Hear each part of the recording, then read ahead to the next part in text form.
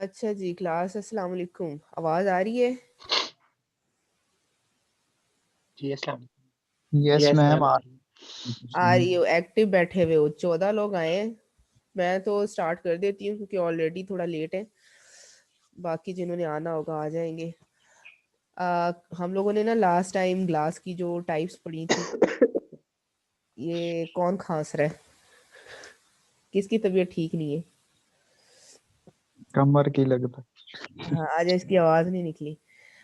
अच्छा जी, ये है हमारे पास ना, हमने टाइप्स मेजर मेजर पढ़ी थी on the basis of composition ना। ये जो कुछ ग्लासेस थे, सिलिका ग्लास था, बोरोसिलिकेट ग्लास था जो, और लेड ग्लास था। यानी एक एक दफ़ा तो हम उनको पढ़ चुके हैं कि ये कंपोजिशन उनकी क्या थी ना।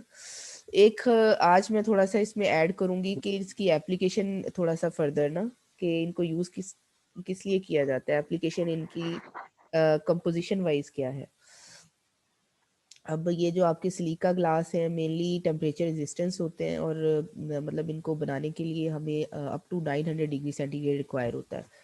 अच्छा, इसका जो फ़ायदा है वो ये है कि जो इसका इसका बेनिफिट है, यानी इसकी एप्लीकेशन जिसकी बेस पे है, वो है कि ये very very low coefficient of thermal expansion है। ठीक है, यानी ये जल्दी एक्सपैंड नहीं करेगा जैसे टेम्परेचर वेरिएट करेगा, और थर्मल शॉक से रेजिस्ट करता है। इसको क्वार्ट्ज ग्लास भी बोलते हैं। ठीक है, और यूज़ किधर हो रहा है? मिरर सब्सटेंसेस में, क्रूसिबल्स में, ट्रेस में, बोर्ड्स में। जो आपका ट्रांसमिटिंग ऑप्टिक्स है, सिंथेटिक फ्यूज सिलिका से बनेगा। यानी वही चीज़ है जिसको हम क्वार्ट्ज ग्लास बोल रहे हैं। सिलिका ग्लास या क्वार्ट्ज ग्लास या सिंथेटिक फ्यूज सिलिका ग्लास, ये एक ही है। मैं जल्दी जल्दी आप लोगों को पढ़ा रही हूँ, 20-25 मिनट का मैंने ये पढ़ाना है। इसको ज़रा थोड़ा सा, और कोई इतना मुश्किल नहीं है, सीधी सीधी सी चीज़ें हैं। बोरोसिलिकेट ग्लास, नाम से हमें पता है बोरोसिलिकेट्स का मतलब, यानी बोरिक ऑक्साइड इसमें as a raw material use हो रहा है, बोरोसिलिकेट्स ऐड हो रहे हैं। ठीक है, हाई स्ट्रेंथ है, हाई केमिकल स्टेबिलिटी है, इलेक्ट्रिकल रेजिस्टेंस हाई है इसकी, लो थर्मल एक्सपेंशन है सेम, और इंसुलेटर के तौर पे यूज़ हो रहे हैं, किचन वेयर में यूज़ हो रहे हैं, टेलीस्कोप मिरर में यूज़ हो रहे हैं, लेबॉर्ट्री ग्लास वेयर्स में यूज़ हो रहे हैं, इंडस्ट्रियल इंस्ट्रूमेंटल जो ग्लास है उसमें यूज़ हो रहे हैं। एक तो नॉर्मल है ना, जो आपका लेबॉर्ट्री के अंदर यूज़ हो रहा है ग्लास वेयर, और एक दूसरा जो किसी भी यानी लेबॉर्ट्री के से हटके जो इंडस्ट्रियल ग्लास है वो भी जहाँ यूज़ है इसका। अच्छा, इसको पायरेक्स भी बोलते हैं, पायरेक्स ग्लास भी बोल रहे हैं।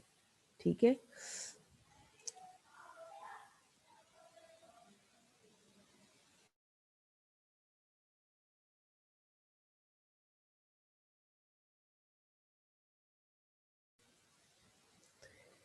अच्छा जी, थर्ड वन है लेड ग्लास, फ्लिट ग्लास भी बोलते हैं। याद है एक टाइप, मैंने वो जो काफ़ी सारी ग्लास की टाइप्स पढ़ाई थी उसमें लास्ट में एक फ्लिट ग्लास रह गया था, और मैंने कहा था कि इसको भी आप छोड़ दें। Yes ma'am. वो लेड ग्लास की, उसको फ्लिट ग्लास के अंदर ही आएगा ये। ठीक है, मेल्टिंग पॉइंट इनका लो होता है, हॉट गुड हॉट वर्केबिलिटी होती है, इलेक्ट्रिकल रेजिस्टेंस होती है, रिफ्रैक्टिव इंडेक्सेस इनके हाई होते हैं। ऑप्टिकल ग्लासेस में, ज्वेलरी ग्लासेस में, थर्मोमीटर ट्यूबिंग में, फ्लोरिसेंट लैंप्स में, ये इसकी सारी एप्लीकेशन है लेड ग्लासेस की या फ्लिट ग्लासेस की। अब ये आप इसका फ़ायदा मुझे एडिशनल पढ़ाने का ये है इन सारी टाइप्स को, कि आप इसमें थोड़ी थोड़ी सी चीज़ें नई मैंने ऐड की है डिटेल से। अब देखो आप लोगों के लिए ही है ये, कि वरना तो कोई ज़रूरत नहीं थी मुझे ये चीज़ें ऐड करने की। मसला ये होता है कि आप लोग उन्हीं स्लाइड्स को देखते हो जो मैं पढ़ा रही होती हूँ, तो फिर वो जो मैंने ऑलरेडी थोड़ा थोड़ा सा आपको कंपोजिशन पढ़ाई है इनकी, आपने वही वाली याद करके आ जानी थी। उससे रिलेटेड जो बाकी इन्फॉर्मेशन है फिर वो आप लोग सर्च आउट ही नहीं करते हो। उस चीज़ को एनहांस करने के लिए कि एप्लीकेशन क्या है, और थोड़ा उसको बारे में थोड़ा फर्दर जानने के लिए मैंने इसमें स्लाइड्स ऐड कर दी है, ताकि आप लोग इसको जब प्रिपेयर करो तो अच्छे से करो।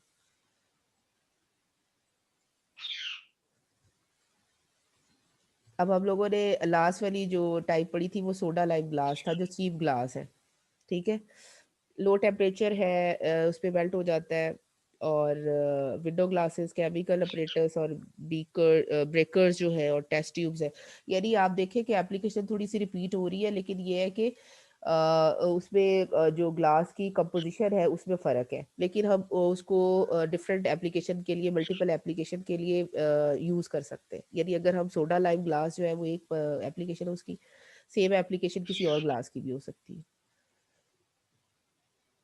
अच्छा, अब ना आते हैं इसके रॉ मटेरियल्स की तरफ। आप लोग अभी ऐसे लग रहा है जैसे अभी आंखें खुली है। ये 1 बज रहा है। ये किसकी चिड़िया मैम बोल नहीं। ये किसकी चिड़िया बोल रही है?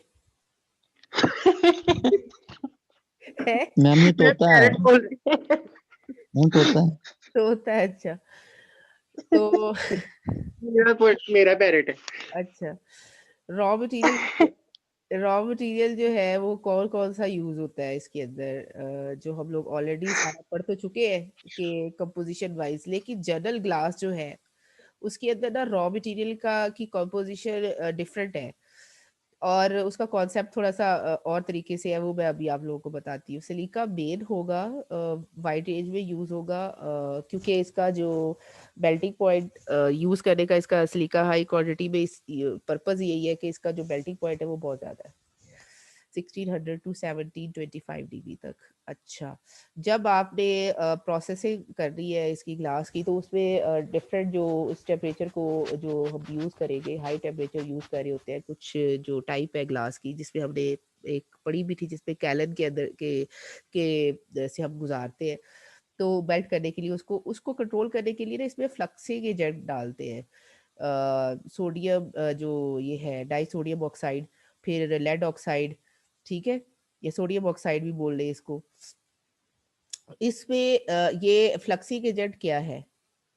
फ्लक्सिंग एजेंट आपको ऑलरेडी पता ही है कि ये टेम्परेचर को कंट्रोल करने के लिए डाला जाता है, और ये हम लोगों ने सीमेंट में भी पढ़ा था, याद है? सीमेंट इंडस्ट्री नहीं, यस मैम, पढ़ा हाँ था सीमेंट फ्लेक्सिंग इंडस्ट्री में एजेंट। पढ़ा था।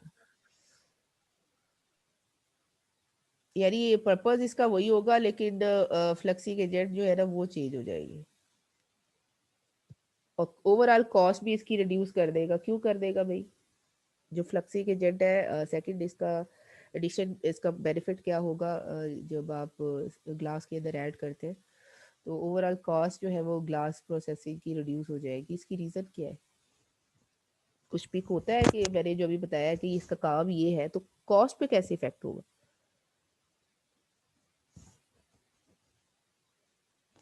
यानी आपका एक काम ग्लास में पेयर हो रहा है, रॉ मटेरियल सेम है, आपने फ्लक्सी के जेट ऐड कर दिया, टेम्परेचर को रिड्यूस कर दिया, तो बनेगा इसका ओवरऑल कॉस्ट के ऊपर, मतलब ये जो कह रहा है कॉस्ट रिड्यूस कर रहा है, तो क्यों, कैसे कर रहा है? कोई अकल में ये बात आती है कि कैसे कर रहा है? मैम टेम्परेचर की वजह से। हाँ ना, जब टेम्परेचर ही आपको कम रिक्वायर होगा प्रोडक्ट के लिए, तो आप जी, उसको तो उसकी जो कोस्ट। फ्यूल कंजप्शन है वो कम होगी। Yes ma'am. Sodium carbonate and calcium carbonate जो है वो कॉमन फ्लक्सेस है, जो काफी सारे ग्लासेस में यूज हो रहे हैं। पोटाश ग्लास जो है वो मोर डेंस होता है। अच्छा, अब ये भी है कि जब हम एक फ्लक्स यूज कर रहे हैं तो उसका फायदा तो हो रहा है, लेकिन वो उसकी ग्लास की दूसरी प्रॉपर्टी के ऊपर थोड़ा सा इम्पैक्ट होता है उसका, तो उस चीज को कंट्रोल करने के लिए हम कुछ उसका अल्टरनेटिव वे ढूंढते हैं। अब वो कहता है कि जब हम पोटाश ग्लास जो है वो यूज कर बनाते हैं, तो वो सोडा ग्लास से ज़्यादा डेंस होता है, और जब हम फ्लक्सेस यूज़ करते हैं कॉस्ट को रिड्यूस करने के लिए, तो जो डिग्रेडेशन प्रॉपर्टीज़ है ना वो ग्लास की इम्प्रूव हो जाती है। इसको ओवरकम करने के लिए हम जो है ग्लास के अंदर फ्लक्सेस के अलावा मॉडिफायर्स भी डाल देते हैं या इंटरमीडिएट्स डाल देते हैं, जैसे boron, sodium, magnesium, titanium, calcium, ठीक है। ये एज अ मॉडिफायर जो है वो हम यूज़ कर रहे होते हैं, ताकि जो उसकी ये वाली प्रॉपर्टीज़ है डिग्रेडेशन वाली, या फिर ये कि ये ज़्यादा डेंस ना हो इतना, उसको कंट्रोल करने के लिए मॉडिफायर्स डाले जाते हैं।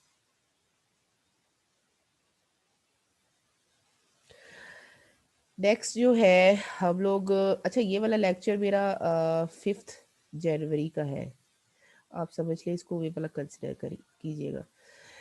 एक और चीज़ मुझे यहाँ पे याद आई कि किसी एक स्टूडेंट ने मुझसे पूछा था, उबैदुल्ला ने शायद, जो मॉर्निंग के हैं, कि जी आपका एक कोई लेक्चर था वो वाला सेरामिक वाला, जिसमें टाइप्स पढ़ रहे थे हम लोग,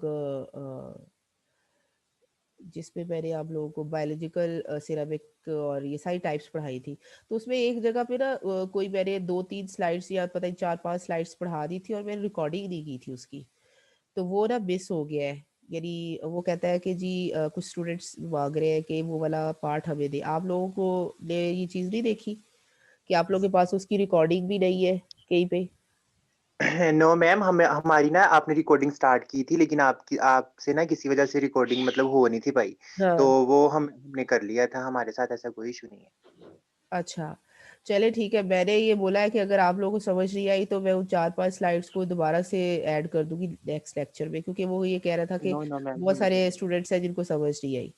अच्छा चलिए ठीक है। रॉ मटेरियल में जो फर्दर चीज़ आती है वो कलरेंट आते हैं। कलरिंग एजेंट हम लोगों ने पहले भी पढ़ा था। छोटा-सा कॉन्सेप्ट है जो मेटालिक सॉल्ट ऐड करने का है, और भी मैंने बता भी दिया था कौन-सा कलर किस सॉल्ट से आएगा।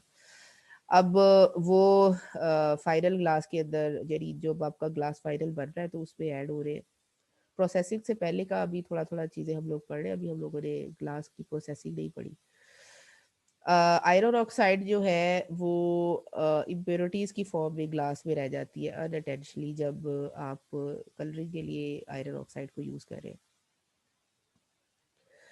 अब ये तो आपका कलर तो हो गया, लेकिन इसके थोड़ा सा यानी ड्रॉबैक है कि एज ए इम्प्योरिटी जो है ग्लास के अंदर आपके कलरिंग जो सॉल्ट है वो मौजूद होंगे। ये वो रॉ मटेरियल का एक स्केच है जो जो ग्लास फॉर्मिंग ऑक्साइड्स यूजुअली कौन कौन से हैं, ये रिपीट भी हो रही है चीज़ें, ठीक है, लेकिन कुछ ऐड भी हो रही है। फ्लक्सेस कौन से हैं, तो कौन कौन से ये याद रख लें आप, ताकि उनके एक के अलावा यानी 4-5 मेरे ये लिखे हुए हैं। और प्रॉपर जो मॉडिफायर है वो कौन कौन से, कैल्शियम ऑक्साइड है, ल्यूमिना है, और करना क्या इन्होंने, इसकी एक्सपेंशन को कंट्रोल करना है, केमिकल ड्यूरेबिलिटी इम्प्रूव करनी है, विस्कोसिटी को कंट्रोल करना है। अब जो कलरेंट थे वो आपको मैंने एक पूरा टेबल जो था दिया था जिसपे सारा नेम था, उसको वो यहाँ पे ऐड नहीं हुआ। खैर, परसेंटेज दी हुई है कि लेस देन 1% जो है वेट, जो वेट बाय वेट परसेंट जो है वो आपने इसके अंदर ऐड करना है। फायरिंग एजेंट आपके ऐड होते हैं 1% तक बबल रिमूव करने के लिए। फायरिंग एजेंट आपके माइनर एडिटिव्स में आते हैं, और ये कौन कौन से हैं ये भी नीचे लिखे हुए हैं, या आपने देख लेने हैं। ज़्यादा ये सारे के सारे नाम ही याद हो तो कुछ आपको ज़रूर याद होने चाहिए अगर आपसे कोई फायरिंग एजेंट के बारे में पूछता है तो। सल्फेट्स है, फ्लोराइड्स है, सोडियम क्लोराइड है, एएस है, एसबी है, ऑक्साइड्स है ये इसके, यानी एएस और एसबी के ऑक्साइड्स हैं। अच्छा, फिर पोटेशियम नाइट्रेट है, सोडियम नाइट्रेट है। ये तो आपके रॉ मटेरियल हो गए जो जनरल, उसकी मैंने वो जो ऊपर थोड़ा डिटेल में पढ़ाया है उसका एक पूरा उसको शॉर्ट करके सारा मैंने नेक्स्ट उसमें एक स्लाइड से ले लिया है, ठीक है। अच्छा जी, इसके जो मैन्युफैक्चरिंग स्टेप्स है वो कौन कौन से हैं? मैन्युफैक्चरिंग स्टेप्स जो ग्लास के हैं वो 4 फेज है उसके। एक आपने रॉ मटेरियल की प्रिपरेशन करनी है, दूसरा मेल्ट करना है उसको फर्नेस के अंदर, फिर थर्ड प्रोसेस इसका फॉर्मिंग का है, और फोर्थ जो है वो इसका फिनिशिंग का है। रॉ मटेरियल की जो प्रिपरेशन है वो सेम है जो आप बाकी सारी पीछे पढ़ के आए हैं सीमेंट में और सिरामिक में। हमेशा रॉ मटेरियल जब भी आप किसी प्रोडक्ट के लिए, यानी ग्लास में यूज़ करें, सीमेंट में यूज़ करें, या किसी चीज़ में भी यूज़ करेंगे, तो वो पहले खुद उसकी प्रिपरेशन होगी। प्रिपरेशन से मुराद उसकी ग्राइंडिंग है, फाइन फॉर्म में लेके आना है उसको, जो उसका सोर्स है वहाँ से एक्सट्रैक्ट करके लेके आना है, फिर उसके जितने भी स्टेप्स हैं रॉ मटेरियल की प्रिपरेशन के। अगर आपने वो फाइन, सबसे इम्पोर्टेंट तो क्रशिंग ही है अगर ज़्यादा फाइन फॉर्म चाहिए आपको तो इसमें आपके पास कैल्शियम कार्बोनेट यूज़ हो रहा है, या आपके पास इसमें बाकी जो मटेरियल यूज़ हो रहा है, पोटाश यूज़ हो रहा है, तो वो ज़ाहिर बात है उसको आपने प्रिपेयर भी करना है इनिशियल स्टेज पे। तो ये एक सिंपल 4 स्टेप्स है जो फॉलो अप होते हैं। प्रोसेस जो है फ्लो चार्ट अगर हम देखें तो वो है जी, रॉ मटेरियल इनिशियली आ गए, उसके बाद उसको मेल्टिंग का प्रोसेस होता है, फिर फॉर्मिंग का प्रोसेस होता है, फिर अनीलिंग होती है, फिर इंस्पेक्शन होती है, फिर सेकेंडरी प्रोसेसिंग होती है और लास्ट में पैकेजिंग होती है। रॉ मटेरियल आपके बन गए, मेल्ट हो गया जो कि हमें पता है कैलन के अंदर हो रहा है। और या अगर आप मेल्ट नहीं भी कर रहे हैं तो यानी एक स्टेप तो ज़रूर है ग्लास के अंदर कि आपने उसको लो टेम्परेचर यूज़ करें, हाई यूज़ करें according to glass application. Forming का मतलब ये है कि आपने एक मटेरियल को दूसरी फॉर्म में चेंज कर दिया, यानी आपका जो रॉ मटेरियल है वो आपका कुछ नई प्रोडक्ट उससे जो बन रही है, यानी वो मेल्ट होने के बाद ग्लास की फॉर्म में आने से पहले, यानी जो फाइनल एनीलिंग है। एनीलिंग का मतलब ये है कि जब आप उसे स्टेप वाइज जो है वो उसका टेम्परेचर रिड्यूस करते हैं, एकदम रिड्यूस करने से ग्लास ब्रेक हो जाएगा, उसमें क्रैक्स आ जाएंगे, उसकी जो फाइनल प्रॉपर्टीज़ है वो सारी डिस्टर्ब होगी, ठीक है, वो वैसा क्लियर बनेगा ही नहीं। तो उसके लिए क्या करते हैं कि जो आपका ग्लास बन गया उसको मेल्ट कर लिया, उसके बाद उसको जिस फॉर्म में लेके आना है, अगर आपने शीर बनानी है या जो भी उसका आपने उसको करना है, कास्ट करना है, या जिस फॉर्म में भी आपने ग्लास को बना लिया, इसके बाद आपने उसको रीलिंग के स्टेप से 3-4 स्टेप यानी कंपार्टमेंट्स होते हैं उसमें से गुजारना होता है, स्लोली उसे कूल करना है। फिर इसके बाद उसकी इंस्पेक्शन हो जाती है मटेरियल की कि ये ठीक है, इसमें कोई यानी जिस जो आपके स्टैंडर्ड सेट होते हैं उसके हिसाब से है। फिर आप उसको सेकेंडरी प्रोसेसिंग में ले जाते हैं, यानी कि आपका फाइनल जो प्रोडक्ट है वो बन गया है, अब उसको सेकेंडरी प्रोसेसिंग उसकी हो गई है। फिर इसके बाद उसकी वेयर हाउस पे पैकेजिंग के लिए वो मटेरियल चला जाएगा। ये सिंपल है, इतना कोई कॉम्प्लिकेटेड नहीं है। अब जो एक चीज़ है इस पूरे प्रोसेस में वो है ग्लास फॉर्मिंग। क्या है ग्लास फॉर्मिंग? इम्पोर्टेंट स्टेप है, यानी अभी मैं आपको फिर भी एक सिंपल एक स्केच दे रही हूँ कि ये स्टेप्स हैं। और ग्लास फॉर्मिंग बेसिकली अब इसमें जो यूज़ वैसे भी मैंने बता दिया कि क्या है, लेकिन उसको थोड़ा सा डिटेल से और पढ़ लेते हैं। वो डिपेंड करिए एप्लीकेशन के हिसाब से, मैंने आपको पहले बताया था। और मोस्ट कॉमन जो ग्लास फॉर्मिंग प्रोसेसेस है वो फ्लैट ग्लास है, ग्लास फाइबर्स है, ग्लास ट्यूबिंग है, ठीक है। तो ये फ्लैट ग्लास क्या होता है, फिर ग्लास फाइबर्स क्या होते हैं और ग्लास ट्यूबिंग क्या होती है, मैं इसको डिटेल से आगे पढ़ा दूँगी। आज सिर्फ हम लोग पढ़ेंगे फ्लैट ग्लास के बारे में, यानी फ्लैट ग्लास के बारे में भी डिटेल नहीं पढ़ेंगे, थोड़ा सा इंट्रोडक्शन ही पढ़ेंगे। फ्लैट ग्लास जो है इसको हम शीट ग्लास या प्लेट ग्लास भी बोलते हैं, और ये दो तरीके से प्रिपेयर होता है।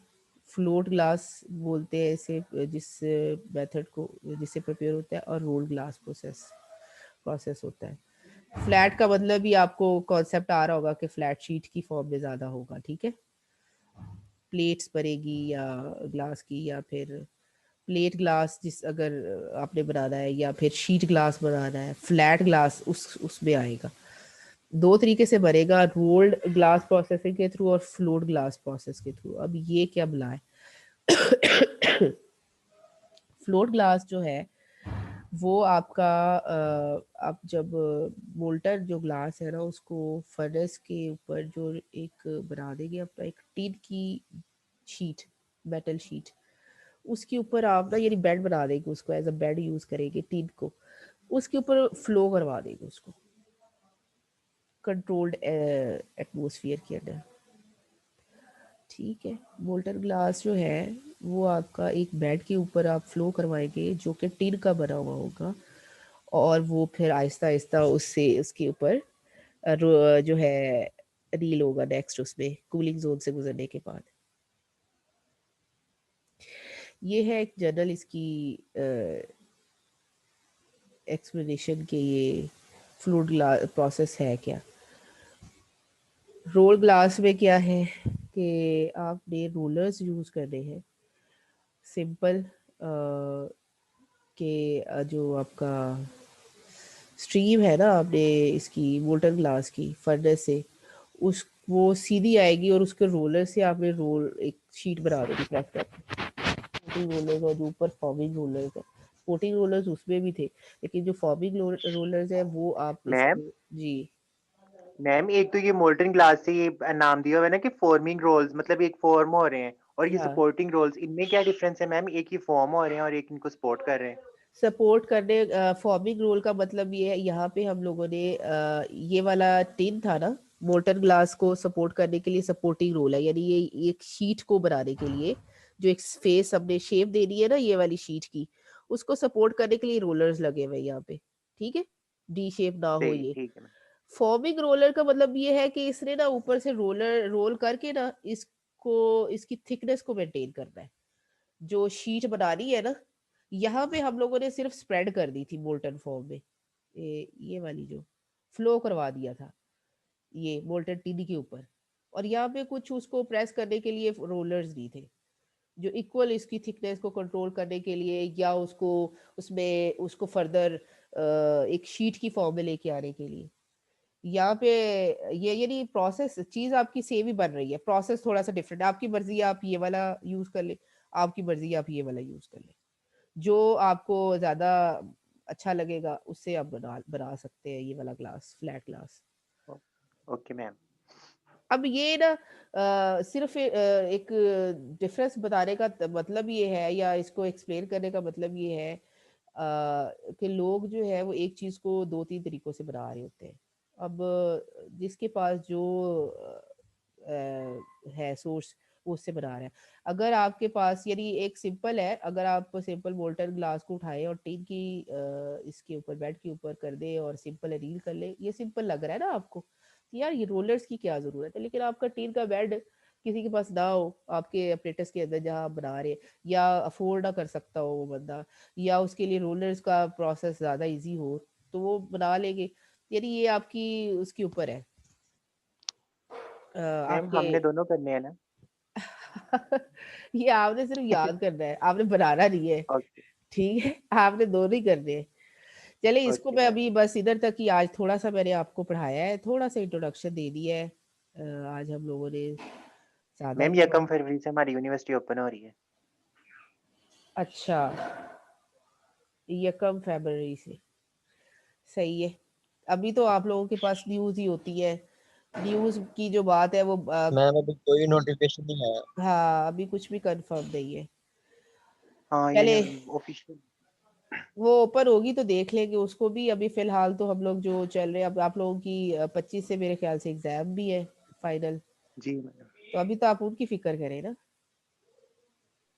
Yes ma'am. अच्छा जी, सिलिका जो ग्लास था हमने सिंपल उसके बारे में पढ़ा है क्या, प्रॉपर्टीज उसकी क्या है, एप्लीकेशन क्या है, बोरोसिलिकेट क्या है, लेड ग्लास क्या है, उसकी थोड़ी एप्लीकेशन यानी क्या है वो तो पिछले लेक्चर में भी पढ़ लिया था, एप्लीकेशन क्या है इसकी, एडवांटेज क्या है दूसरे ग्लास के ऊपर, और बस इसका रॉ मटेरियल जो है वो थोड़ा डिटेल में जो मैंने आपको फ्लक्सेस, जो मॉडिफायर्स, और जो इसके अंदर तीसरी चीज़ आपको कलर्ट यूज़ होते हैं उनका क्या काम होता है, फॉर्मिंग एजेंट जो यूज़ होते हैं वो क्या होते हैं, ये चार पांच चीज़ें न्यू है इस लेक्चर में, कि ये सारी की सारी अगर ऑक्साइड्स के अलावा fluxes, modifiers, colourant, fining agent, ये सारे हमें याद करने हैं क्या होते हैं और इनका मकसद क्या होता है। स्टेप्स क्या है आपके मैन्युफैक्चरिंग जो इसके अंदर है, मोटे मोटे फ्लो चार्ट ड्रॉ कर लीजिएगा, इतना मुश्किल नहीं है, इजी है। और फॉर्मिंग प्रोसेस में कौन से इंपॉर्टेंट है, उनमें फ्लैट ग्लास के से रिलेटेड टू प्रोसेसेस आज हमने थोड़ा सा स्टार्ट उसका देखा है कि जी थोड़ा एक आइडिया लिया है, क्योंकि आगे जब मैं इसका प्रोसेस पढ़ाऊंगी ना तो वो हम जब कमर्शियल स्केल पे देखेंगे तो वहाँ पे बड़े बड़े जब आप प्लांट देखते हैं तो फिर उसमें आपको ना कॉन्सेप्ट नहीं होता। अभी ये फ्लूट ग्लास पे अगर हम ये वाली बात कर रहे हैं कि टिन बेड क्या है, फिर रोलर जो प्रोसेसिंग है वो क्या है फ्लूट ग्लास की, या ये मतलब थोड़ा कॉन्सेप्ट को क्लियर करने के लिए स्टार्ट से मैं दे रही हूँ कि इस फॉर्म में ये है फ्लूट ग्लास प्रोसेसिंग, और ये वाली रोल ग्लास प्रोसेसिंग है। जब ये तो आपको एक स्केच बना हुआ है ना, जब आप कमर्शियल स्केल पे देखेंगे तो वो छोटे छोटे से पार्ट्स होंगे, वो आपको समझ नहीं आएगी। तो इस चीज़ को वो करने के लिए मैंने स्टार्ट में थोड़ा सा आपको इंट्रोडक्शन दे दिया। चलिए जी, ये है आज का आपका लेक्चर। 5 मिनट रह गए, इसको हम करते हैं अभी ख़त्म। 14-15 लोग, 12 लोग आप लोगों ने अटेंड किया है ये लेक्चर। मेरा तो ख्याल है, मुझे तो बल्कि किसी टीचर ने ये बोला है कि आप इनको ना जो रिकॉर्डेड लेक्चर है ना वो ना दिया करें, इनको ना सिर्फ पीपीटी दे दिया करें, कि ये लोग फिर सुनने के लिए नहीं आते, क्लास अटेंड नहीं करते, इनको रिकॉर्डेड ना लेक्चर भी मिल मैम, जाते। हमें तो अभी रिकॉर्डेड लेक्चर दे दिया करें, उससे ज़्यादा समय लगती है। चले सही है। खैर अभी तो मैं दे रही हूँ, मैंने आप लोगों के लिए ही कर रही हूँ कि आप लोग एटलीस्ट जो है वो उस चीज़ को, इसीलिए क्विज भी बार बार करवा रही हूँ कि आप तैयारी करते रहो साथ साथ, और चीज़ें आप लोगों के लिए आसान हो, कुछ सीख लो। ये नहीं है कि बस आए और ये मुझे जो होता है ना आप लोगों का कि आधे से ज्यादा लोग, अभी आप देखें 65 की क्लास है आपकी, उसमें से सिर्फ 10 लोग बैठे हुए, 12, बाकी सबको तो मेरा दिल करता है अब मैं फेल ही कर दूं। ये जिस तरह का इनका एटीट्यूड है ना बाकी सबका, मुझे बहुत गुस्सा आता है। लेकिन अब वही वाली बात होती है कि कुछ लोगों के जेन्युइन इश्यूज होते हैं कि वो अभी गिलगित में बैठा हुआ है, उसके अभी उसका इंटरनेट नहीं है, अभी वो ये इसको इश्यूज है, इस वजह से थोड़ा सा हाथ खींचना पड़ता है। चले